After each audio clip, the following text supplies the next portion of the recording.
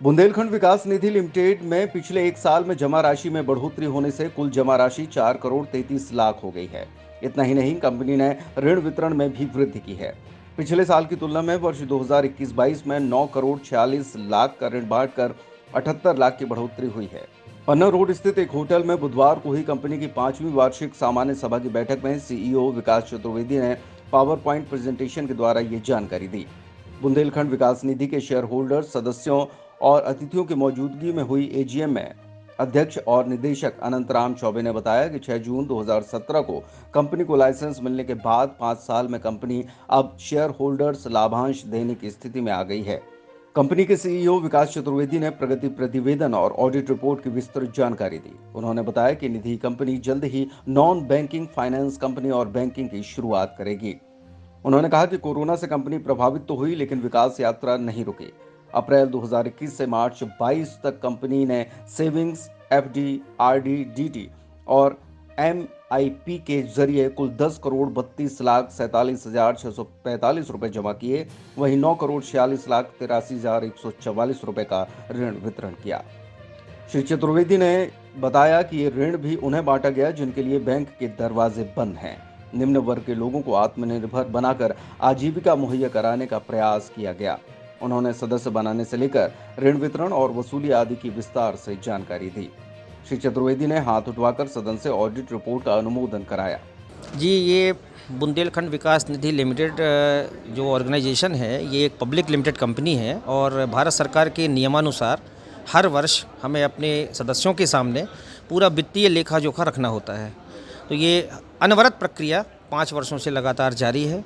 हमारे जो सम्माननीय निवेशक हैं, जो हमारे सदस्य हैं, जो हमारे अतिथि हैं, समाज के संभ्रांत लोग हैं, उनके सामने पूरा लेखा जोखा रखा जाता है पारदर्शी तरीके से, और यही एक आयोजन इस वर्ष किया गया है।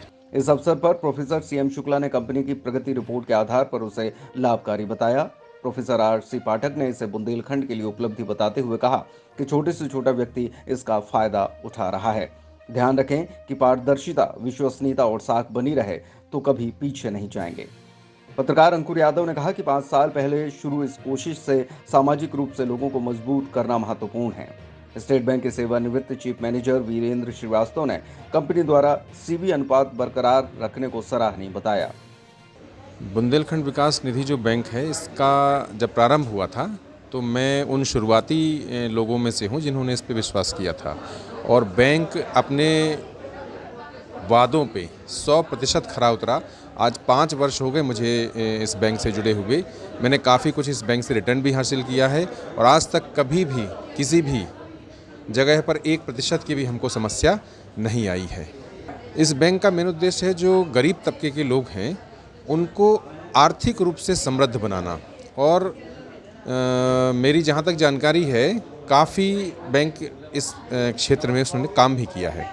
और बैंक का जो मोटिव है वो यही है कि जो छोटे से छोटे तबके के लोग हैं उनको आसानी से धन उपलब्ध हो सके और वो अपने रोजगार को आगे बढ़ा सकें। लोगों ने भी इसमें सहयोग किया है, और चतुर्वेदी जी सतत प्रयासशील रहते हैं कि इस तरह के लोगों को कभी भी किसी भी प्रकार की दिक्कत का सामना ना करना पड़े।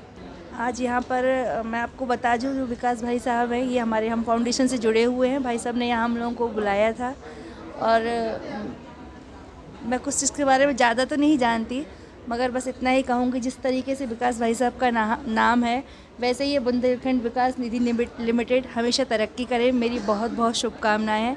मैंने इसकी बैलेंस शीट देखी तो इसने हमेशा ग्रो किया है। मैं बस इतना ही कहूँगी कि हमेशा इसी तरीके से ग्रो करे, और बहुत बहुत शुभकामनाएं मेरी बुंदेलखंड विकास निधि लिमिटेड लोगों को।